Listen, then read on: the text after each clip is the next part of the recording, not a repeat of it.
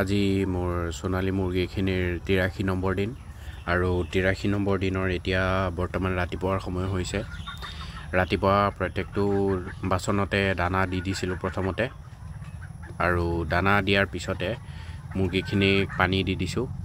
আৰু পানীত আজি কোনো ধৰণৰ মেডিচিন দিয়া নাই, খালি ঠাণ্ডা পানী দিছোঁ। আৰু এতিয়ালৈকে পৰ্দা আধাহে উঠোৱা হৈছে, সম্পূৰ্ণকৈ উঠোৱা নাই। এটা ছাইডে উঠোৱাই নাই, আধা ছাইড উঠাই থোৱা আছে। লাহেকৈ আৰু কেইদিনমানৰ ভিতৰতে এইখিনি মুৰ্গীও শেষ কৰিম। তাৰপিছত আকৌ নতুনকৈ বেটছ এটা ভৰাম। এতিয়া আৰু বেলেগ এটা ৰুমতো ভৰাম, একেলগে দুটা ৰুমতে। বৰ্তমান আবেলিৰ সময়। আবেলি প্ৰথমতে দানা দি দিছিলোঁ প্ৰত্যেকটো বাচনতে, আৰু দানা দিয়াৰ পিছতে পানী দি দিছোঁ। আৰু পানীৰ বাচনো এতিয়া বৰ্তমান লাহেকৈ কমাই দিছোঁ, যিহেতু মুৰ্গী কমি গৈছে।